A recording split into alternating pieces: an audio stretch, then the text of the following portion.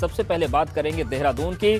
बड़ी खबर देहरादून से है। देवस्थानम बोर्ड को लेकर बैठक खत्म हो गई है। यात्रा शुरू होने तक धामों के लाइव दर्शन पर बातचीत हुई है और हाईकोर्ट ने धामों का लाइव दर्शन कराने का आदेश दिया था। जो भी समस्या है उनका समाधान होगा। पर्यटन मंत्री की तरफ से बयान आया है। सीएम पुष्कर धामी से पॉजिटिव रिस्पांस मिला है, यह भी उन्होंने बताया। तो देवस्थानम बोर्ड को लेकर जो बैठक हुई इसमें ये चर्चा हुई है। सबसे पहली महत्वपूर्ण बात यह कि जब तक यात्रा शुरू नहीं हो रही है तब तक धामों के लाइव दर्शन पर बातचीत हुई है, क्योंकि हाईकोर्ट ने भी धामों का लाइव दर्शन करने का आदेश दिया है। जो भी समस्या है समाधान होगा, पर्यटन मंत्री ने कहा। और उन्होंने ये भी कहा कि सीएम पुष्कर धामी से पॉजिटिव रिस्पांस मिला है। सदस्यों को हमने बना दिया है, क्योंकि जब तक बोर्ड की बैठक नहीं होगी तब तक हम चिंतन नहीं कर सकते हैं, बातचीत नहीं कर सकते हैं। और उसमें क्योंकि इस समय आपको पता है कोई भी इनकम नहीं हो रही है, तो सारा जो खर्चा है उसको सरकार ही वहन करेगी। और सीधे रुक करते हैं, सहयोगी पंकज राणा का हमारे साथ जुड़ गए। पंकज, ये जो देवस्थानम बोर्ड की बैठक थी, क्या देवस्थानम बोर्ड पर भी कोई चर्चा हुई है या फिर केवल 4 धाम को लेकर ही कुछ निष्कर्ष निकल पाया?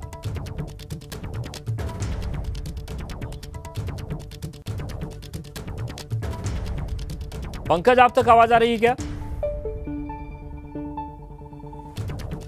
तो पंकज के पास जाएंगे, लेकिन आपको बता दें कि देहरादून में देवस्थानम बोर्ड को लेकर बैठक जो बुलाई गई थी वो खत्म हो गई। हालांकि देवस्थानम बोर्ड को लेकर कोई विशेष बातचीत नहीं हुई, लेकिन यह तय जरूर किया गया है कि 4 धाम यात्रा शुरू होने तक देवस्थानम जो देवस्थान है, जो चारों धाम हैं, उनके लाइव दर्शन की व्यवस्था कराई जाए, जो कि हाईकोर्ट ने भी इस तरीके का आदेश दिया था। और पर्यटन मंत्री सतपाल महाराज ने भी कहा है कि जो भी समस्याएं हैं उनका निराकरण होगा, समाधान होगा। मुख्यमंत्री की तरफ से इस पर पॉजिटिव रिस्पांस मिला है।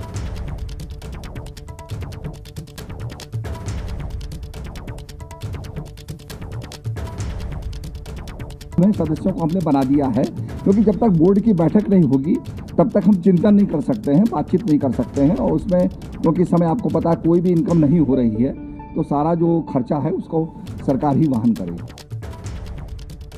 और सहयोगी पंकज राणा का रुख करते हैं। पंकज, आवाज आ रही क्या आपको? जी बिल्कुल।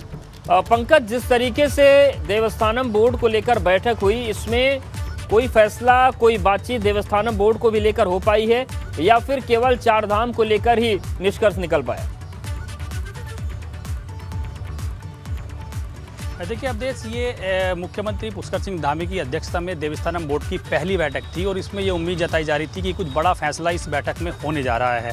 हालांकि अभी क्या इसमें अंतिम निर्णय लेगी सरकार देवस्थानम बोर्ड को लेकर, ये नहीं कहा सकता। लेकिन अभी 4 धाम यात्रा को लेकर इसमें चर्चा हुई है कि जो हाईकोर्ट ने निर्देश दिए थे कि 4 धाम यात्रा में जब तक यात्रा शुरू नहीं होती है तब तक उसकी लाइव प्रसारण किया जाए और यात्रियों की जो तमाम श्रद्धालु उनके वहीं से दर्शन कराए जाएँ, उसको लेकर इसमें मंथन किया है। बजट को लेकर इसमें कुछ चर्चा हुई है कि देवस्थानम बोर्ड के माध्यम से जो अवस्थापना विकास जो 4 धाम में किया जाना है उसको किस तरह से खर्च किया जाना है, इसको लेकर चर्चा हुई। लेकिन सबसे बड़ी सवाल ये अवधेश खड़ा होता है कि क्योंकि 4 धाम के तमाम जो तीर्थ पुरोहित हैं वो इस बात से नाराजगी जता रहे हैं कि देवस्थानम बोर्ड क्यों बनाया गया है, उसको भंग किया जाना चाहिए। और जो नामित सदस्य थे बोर्ड के, उनको भी इस बैठक में बुलाया गया था। उन्होंने कहा है कि जो तीर्थ पुरोहित हैं, पांडव समाज हैं और जो हक हकूकधारी हैं, उनसे बातचीत करके ही इसमें अंतिम निर्णय लिया जाएगा। तो ये माना जा रहा है कि आने वाले दिनों में देवस्थानम बोर्ड को लेकर एक और बैठक होगी जिसमें हक हकूकधारी और तीर्थ पुरोहितों को भी निमंत्रण दिया जाएगा। ऐसी कुछ सूचनाएं मिल रही हैं। अभी जो सतपाल महाराज पर्यटन मंत्री हैं, उन्होंने ये कहा है कि इसमें किसी भी तरह से किसी भी तीर्थ पुरोहित का और हक हकूकधारी का कोई भी हक नहीं मारा जाएगा और किसी को कोई दिक्कत है तो उसके सुझाव इसमें आमंत्रित किए गए हैं, यानी कि सुझाव लेने की बात कही गई है। और आने वाले दिनों में भी संशोधन की बात की जाएगी तो उसके प्रस्ताव रखे जाएंगे, उन बिंदुओं पर चर्चा की जाएगी। क्योंकि विधानसभा की प्रॉपर्टी है, राज्यपाल ने इस पर संशोधन देकर इसको एक एक्ट का रूप दे दिया गया है। अब इसमें कैबिनेट या किसी माध्यम से कोई संशोधन इसमें नहीं किया जा सकता है, विधानसभा के माध्यम से भी इसमें संशोधन किया जाएगा। तो ये कह सकते हैं जो भी प्रस्ताव आएंगे, जो ऐसे बिंदु यानी कि अभी तक की स्थिति पंकज ये है, संभावना जताई जा रही है, जो लोग जो तीर्थ पुरोहित हैं, जो हक हकूकधारी हैं, उनका जो आंदोलन चल रहा है फिलहाल वो बेमतलब है। क्योंकि जब इस पर संशोधन हो नहीं सकते हैं, तमाम कानूनी अड़चनें आ चुकी हैं, कानून वो बोर्ड बन चुका है, तो बहुत उम्मीद तीर्थ पुरोहित ना करें, कुछ चमत्कार हो जाए तो अलग बात है। बिल्कुल आपने ठीक बात कही कि अभी तीर्थ पुरोहित उसमें भंग करने जैसी उम्मीद बिल्कुल भी नहीं इसमें रखी गई है और अभी भी ये कहा जा सकता है क्योंकि तीर्थ पुरोहितों का ये कहना है कि जब तक भंग नहीं होगा उनका इसी तरह से आंदोलन चलता रहेगा। उनका पुनर्विचार को लेकर इसमें मांग की जा रही है कि वो पुनर्विचार इस पर सरकार करे। लेकिन अभी भी आज जो बैठक हुई है वो बैठक तकरीबन 1 घंटे तक चली है अवधेश, और 1 घंटे की बैठक में अवस्थापनाओं के विकास के लिए, देवस्थानम बोर्ड पर जो बजट है उसके खर्च के लिए और 4 धाम यात्रा पर जो लाइव प्रसारण कर रहे हैं उसको लेकर इसमें चर्चा की गई है। तो अभी ये कह सकते हैं कि कुछ ऐसी परिस्थितियां भी नहीं है कि उसमें कुछ परिवर्तन को लेकर या पुनर्विचार को लेकर कोई प्रस्ताव आए हैं। जितने भी नामी सदस्य हैं उन्होंने देवस्थानम बोर्ड की प्रशंसा की है। उन्होंने कहा है कि बिल्कुल, और जब सदस्य प्रशंसा कर रहे हैं, जिन्हें विचार करना है वो प्रशंसा कर रहे हैं, तो फिर भंग होगा ये बोर्ड, इसके बारे में तो सोचना ही नामुमकिन है। शुक्रिया पंकज आपका जानकारी के लिए। तो इस बार तीर्थ पुरोहितों को मीटिंग में नहीं बुलाया गया था, लेकिन आगे उन्हें बुलाने की स्थितियां बन सकती है। इस बार तीर्थ पुरोहितों को भी मीटिंग में न्योता दिया जा सकता है। ये एक नया अपडेट जरूर आया इस पूरे मामले में। तो देवस्थानम बोर्ड की बैठक जो हुई उसमें इस बार तो तीर्थ पुरोहित नहीं बुलाए गए, लेकिन अगली बैठक में उन्हें आमंत्रित किया जा सकता है। देवस्थानम बोर्ड के विरोध में बद्रीनाथ धाम में बड़ी रैली रखी गई। इसमें तीर्थ पुरोहित समाज से जुड़े अलग अलग वर्ग के लोगों ने अपना विरोध जताया। इस दौरान पुतला दहन भी किया गया। पुरोहितों का कहना है कि सरकार ने अगर देवस्थानम बोर्ड को रद्द नहीं किया तो आंदोलन और उग्र होगा। पुरोहितों का कहना है कि सरकार को 4 धाम की परंपराओं से खिलवाड़ नहीं करने दिया जाए।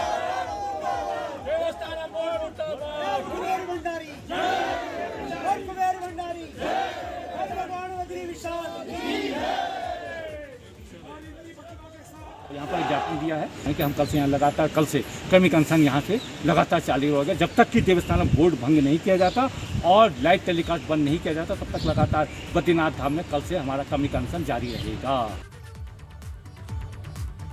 और 2022 का विधानसभा चुनाव करीब आ गया। ऐसे में कांग्रेस अलग अलग मुद्दों के बहाने प्रदेश सरकार को घेर रही है। इस कड़ी में राष्ट्रीय नेतृत्व के आह्वान पर कांग्रेस के वरिष्ठ नेता सचिन पायलट देहरादून पहुंचे। सचिन पायलट ने पेट्रोल डीजल के दाम लगातार बढ़ रहे हैं, उन्होंने ये कहा, जिसमें आम आदमी बेहाल है मगर सरकार इस बारे में कोई ठोस कदम नहीं उठा रही। वहीं सचिन पायलट ने कोरोना की दूसरी लहर के मुद्दे पर भी केंद्र सरकार को जमकर घेरा।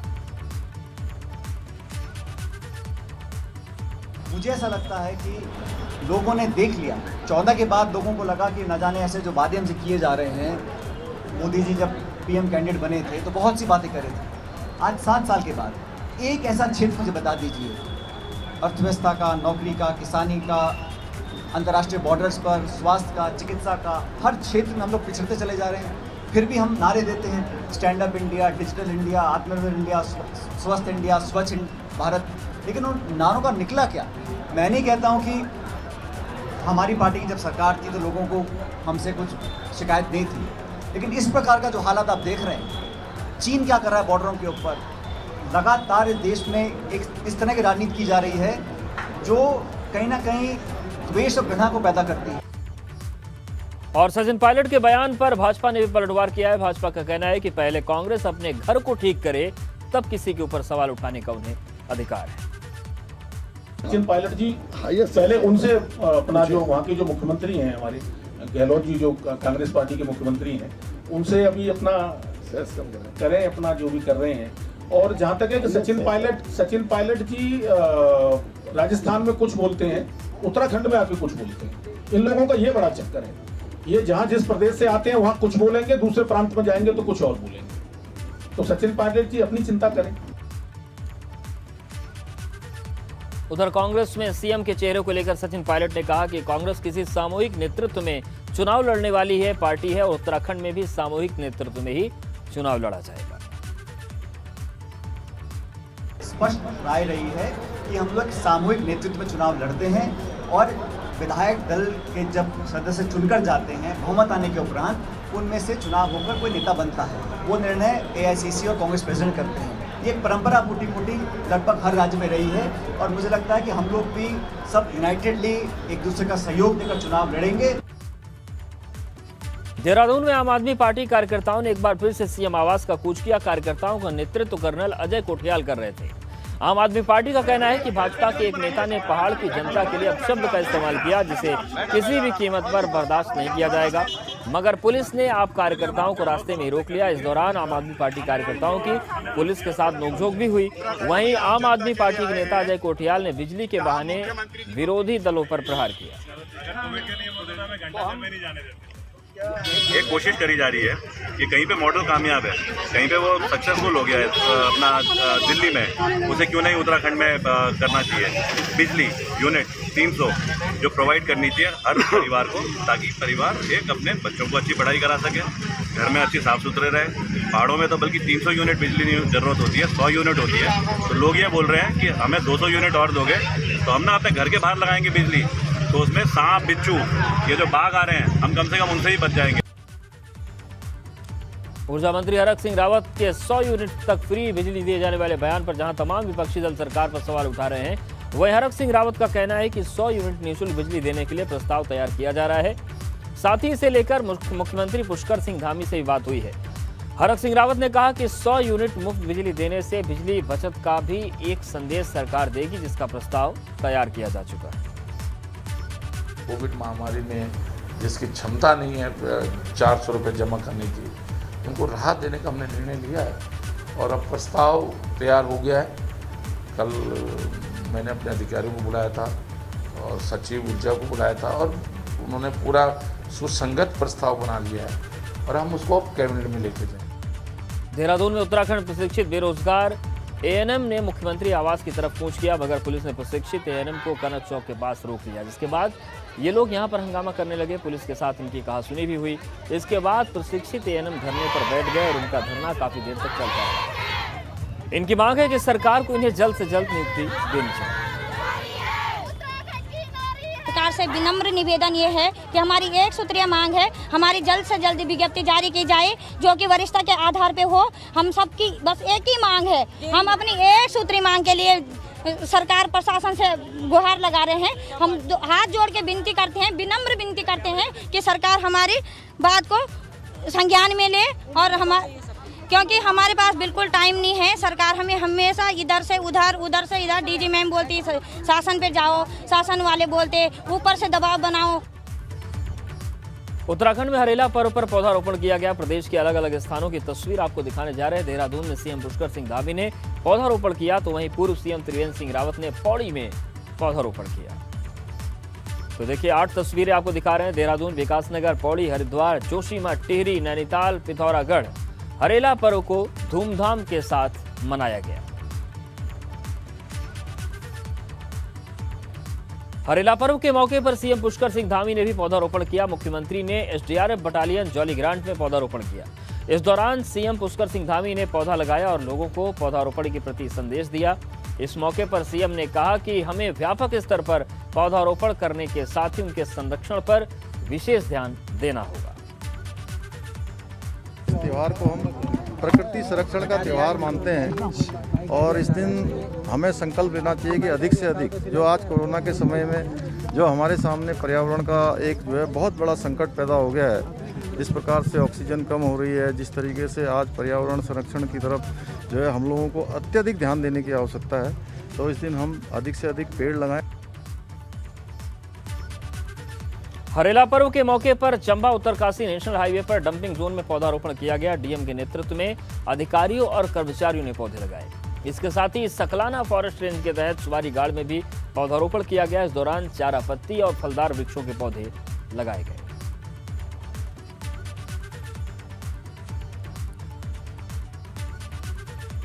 अच्छा ये कार्य फॉरेस्ट डिपार्टमेंट का यहाँ पर सोचा हुआ है, क्योंकि ये इको रिस्टोरेशन का प्रोजेक्ट है इनका, और इससे डंपिंग जो एरिया है उसको स्टेबलाइज भी होगा, पर्यावरण को तो फायदा है ही इससे।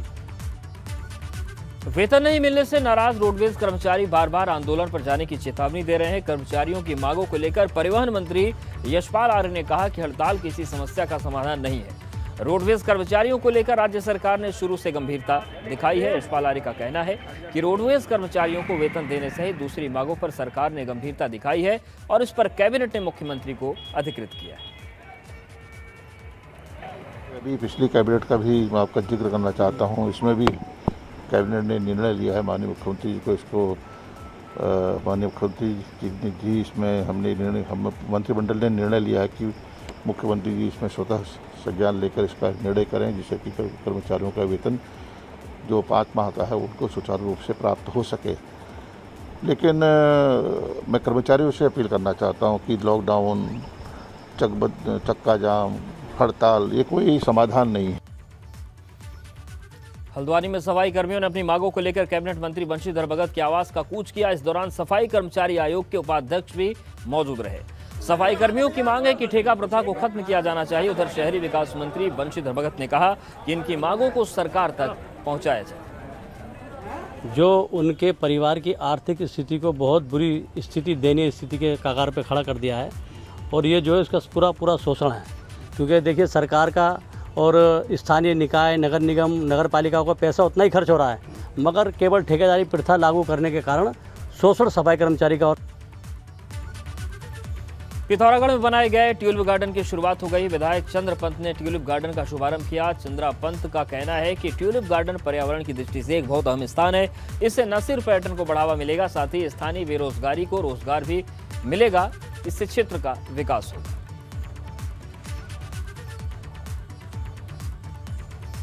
उत्तराखंड के पहाड़ी इलाकों में सावन की शुरुआत हो गई। इस मौके पर जोशीमठ के ज्योतेश्वर महादेव मंदिर में सुबह से श्रद्धालुओं की भारी भीड़ नजर आई।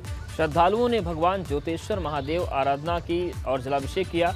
पहाड़ी इलाकों में लोग संक्रांति से संक्रांति तक सावन मानते हैं, वहीं जबकि मैदानी क्षेत्रों में पूर्णिमा से पूर्णिमा तक सावन मनाया जाता है।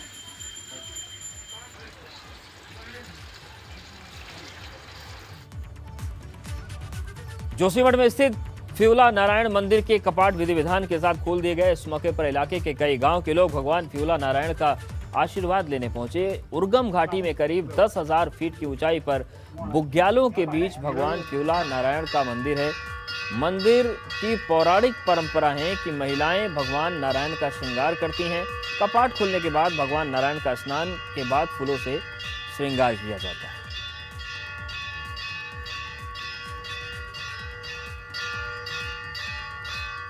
आज की डेट पता नहीं